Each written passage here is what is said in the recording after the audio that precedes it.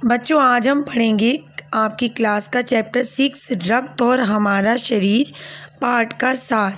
इसके लेखक हैं यतीश अग्रवाल।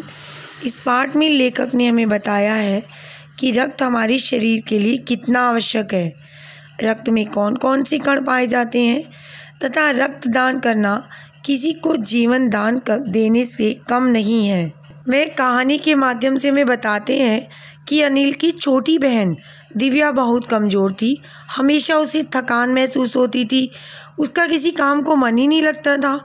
भूख भी उसे पहले से बहुत कम लग रही थी, इसलिए वह उसे अस्पताल ले गया। अस्पताल में उसे जो दीदी जांच के लिए मिली वो उसकी जान पहचान की थी। उसने दिव्या का रक्त लिया, स्लाइड पे रखकर सूक्ष्मदर्शी से देखा और कहा कि अगले दिन आप रिपोर्ट ले जाना। रिपोर्ट में उन्होंने अनिल को बताया दिव्या को एनीमिया है। अब ये एनीमिया क्या है? खून की कमी से एक बीमारी हो जाती है। कई बार पेट में कीड़ों के कारण भी ये बीमारी होती है। पेट में कीड़े कैसे आते हैं बच्चों? अगर हम दूषित जल, खाद्य पदार्थ खाते हैं तो हमारे पेट में कीड़े आ जाते हैं।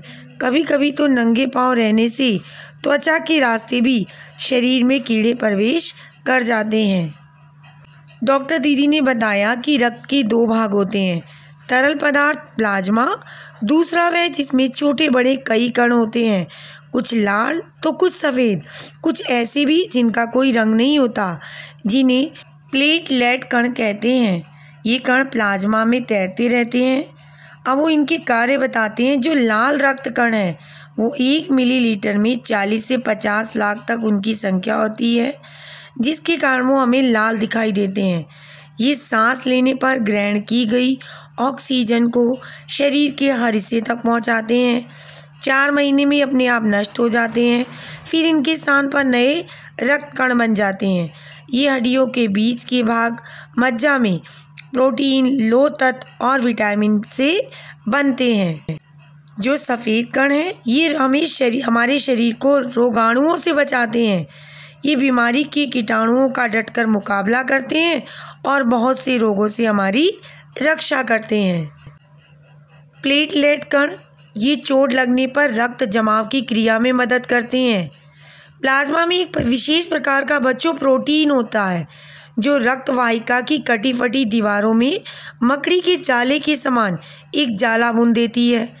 प्लेटलेट कण इस जाले में चिपककर उस घाव को भर देते हैं और खून का आना बंद हो जाता है। आगे लेखक बताते हैं यदि किसी का घाव गहरा हो जाए तो पहले साफ कपड़े से उसे कसकर बांध देना चाहिए, क्योंकि दबाव बढ़ने से रक्त का बहाव कम हो जाता है।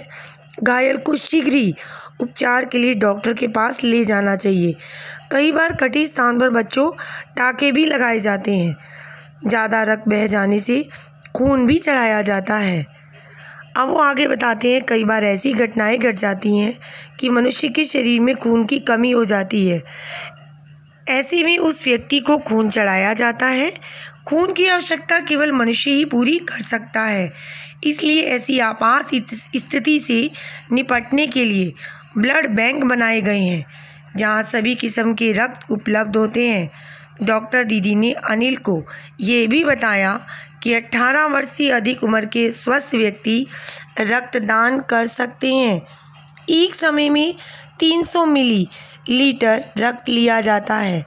रक्त करने के बाद कुछ ही दिनों में शरीर खून दोबारा बना लेता है।